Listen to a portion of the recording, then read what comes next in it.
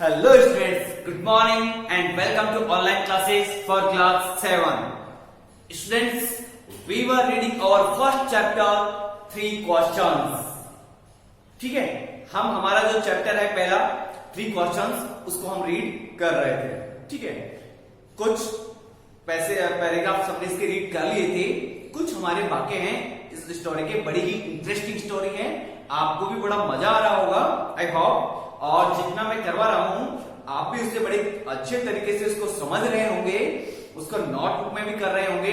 ठीक है, तो आगे का जो पार्ट है आज हम उसको क्लियर करते हैं. ठीक है, so let's come with me, come on. So students start करते हैं. ठीक है, अब तक की कहानी में आपने देखा था कि जो राजा है अपने 3 क्वेश्चंस का आंसर लेने के लिए एक जंगल में एक बुद्धिमान हर्मिट के पास में मीन्स सन्यासी के पास में जाता है.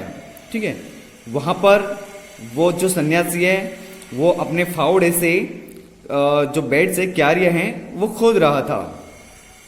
उसके पश्चात राजा उस काम में लग जाता है और वो आंसर का वेट करता है राजा कि वो बुद्धिमान सन्यासी उसके क्वेश्चन का आंसर देगा. ठीक है, तभी वहां पर एक व्यक्ति आता है दाढ़ी वाला, और जिसके पेट में घाव होता है, कुछ चोट लगी हुई होती है. वो आता है और राजा उसकी मरहम पट्टी करता है. और रात को लेट होने की वजह से और थकान होने की वजह से वहीं पर राजा सो जाता है और वो आदमी भी सो जाता है. उसके पश्चात की कहानी देखिए. ठीक है, यहां से हमारा पैराग्राफ स्टार्ट होगा. देखिए, the king was very happy. और जो राजा है वो बहुत खुश था. वो खुश क्यों था? क्योंकि वह व्यक्ति राजा को मारने के लिए आया था, क्योंकि राजा ने उसके भाई को मार दिया था और उसकी जो संपत्ति है उसको भी छीन लिया था. लेकिन उस व्यक्ति की जान बचा करके, जब राजा ने उस व्यक्ति की जान बचाई और उसकी मरहम पट्टी की, तब उस व्यक्ति ने उससे राजा से क्षमा मांगी और ये कहा कि मैं अगर जीवित रहा तो जिंदगी भर आपकी सेवा करूंगा और मेरे बच्चे भी आपकी सेवा करेंगे. ठीक है, यहां से आगे देखते हैं. तो ऐसा सुनकर के the king was very happy. राजा बहुत खुश था. To have made peace. Peace means शांति, कि शांति बना करके with his enemy so easily. उसके शत्रु के साथ में सो इजीली यानी बहुत ही आसानी से, कि इतने आसानी से उसने अपने मित्र को, शत्रु को मित्र में जब पाया तो बहुत ही खुश हुआ. And to have won him over as a friend. And to have won, और उसने जीत लिया हिम उसको, ओवर एज ए फ्रेंड यानी एक मित्र के रूप में, अर्थात वो अब उसका क्या बन गया था? मित्र बन गया था. He not only forgive him. He not only means न केवल, उसने यानी राजा ने न केवल फॉरगिव यानी क्षमा किया हिम उसको, बट सेड, लेकिन ये भी कहा कि he would send his servants. He would send, वो भेजेगा, हिज सर्वेंट्स उसके नौकरों को, एंड हिज ऑन डॉक्टर, और उसके स्वयं के चिकित्सक को, डॉक्टर को भी भेजेगा. To look after. Look after का मतलब होता है देखभाल करना. हिम उसकी. और राजा ने उसको न केवल माफ किया बल्कि ये भी कहा कि वह उसके लिए, उसकी सेवा के लिए फिलहाल जब तक उसकी तबीयत सही नहीं हो जाती तब तक उसके नौकरों को और उसके डॉक्टरों को उसकी देखभाल के लिए भेजेगा. एंड ही प्रॉमिस्ड, और उसने वायदा किया टू गिव बैक यानी वापस देने का, द मैन उस व्यक्ति को, हिज प्रॉपर्टी उसकी संपत्ति, और उसके भाई से जो संपत्ति छीनी थी उसको भी वापस देने का राजा ने क्या किया? उसको वादा किया. Living the bounded man. Living छोड़ते हुए, द वाउंडेड मैन उस घायल व्यक्ति को, द किंग जो राजा है, वेंट आउट वो बाहर चला गया, ऑफ द हट उस झोपड़ी से. और उस व्यक्ति को फिर उसके बाद में राजा वहीं पे छोड़ के और झोपड़ी के बाहर चला जाता है. And looked around for the hermit.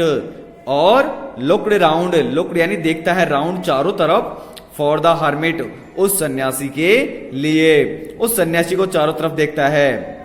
Before giving away, going away, before यानी पहले, गोइंग अवे यानी चले जाने के, ही विश्ड उसने चाहा, वंस मोर एक बार फिर से, टू गेट आंसर्स कि वो उसके आंसर्स प्राप्त करे, गेट का मतलब होता है प्राप्त करना, टू हिज क्वेश्चंस उसके प्रश्नों के, कि उसके प्रश्नों के जो आंसर थे उनको वो क्या करे, प्राप्त करे।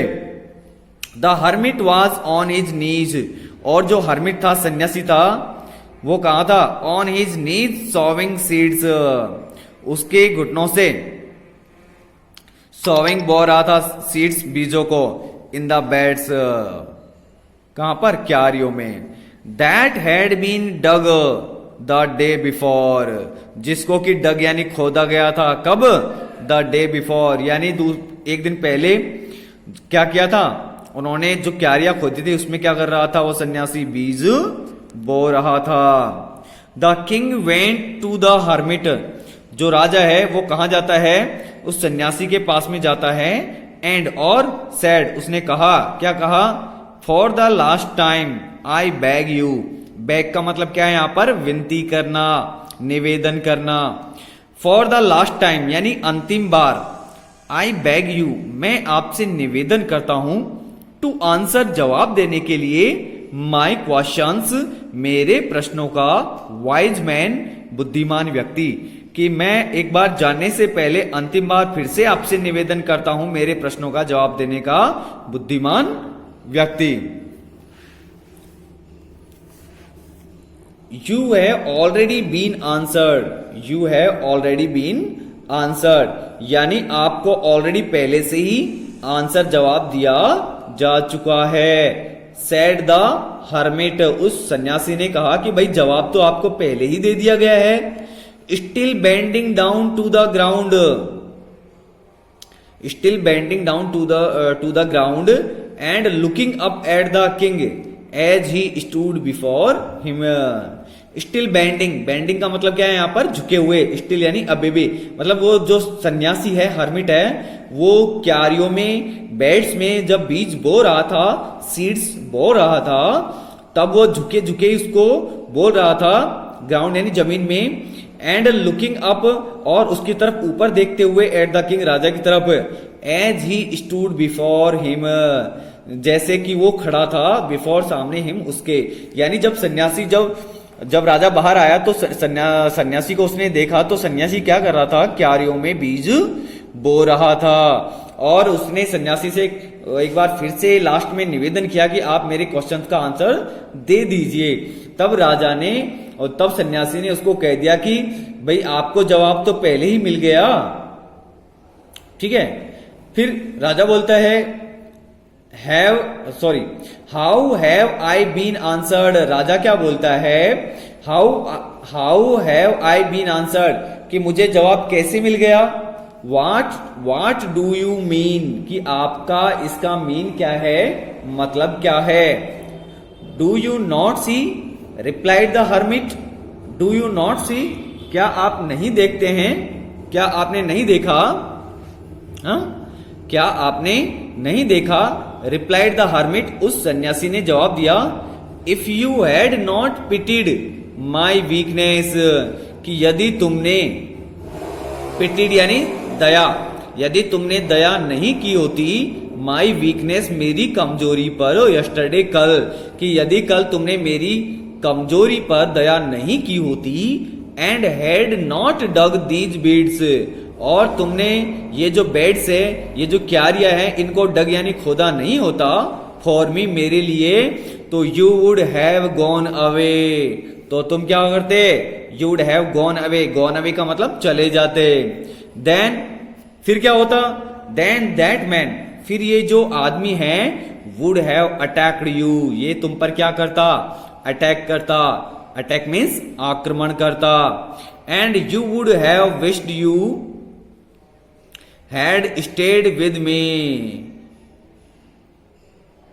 और यू वुड हैव विश्ड, और तुमने चाहा, क्या, हैड स्टेड यानी ठहरना, विद मी मेरे साथ में। यानी सन्यासी उसको बतलाता है कि यदि तुमने कल मेरी कमजोरी पर दया नहीं की होती तो तुम वापस चले जाते, और जब वापस जंगल के रास्ते से जाते तो वो जो व्यक्ति घायल व्यक्ति है वो क्या करता, तुम्हारे ऊपर अटैक करता, और फिर क्या होता, तुम मर जाते।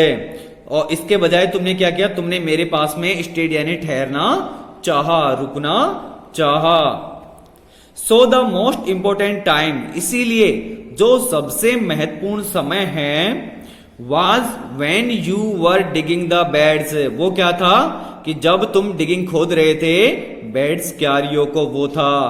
तो इसीलिए राजा का जो पहला क्वेश्चन था वो क्या था कि वो सबसे महत्वपूर्ण समय कौन सा है कार्य करने के लिए।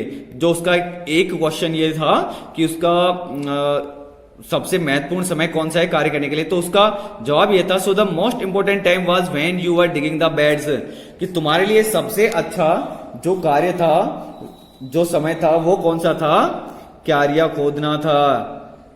And I was the most important man, और सबसे महत्वपूर्ण व्यक्ति कौन था तुम्हारे लिए, मैं था। एंड टू डू मी, और मेरे लिए करना, गुड यानी अच्छा, was your most important business, ये क्या था, तुम्हारा मोस्ट सर्वाधिक इंपोर्टेंट महत्वपूर्ण बिजनेस कार्य था।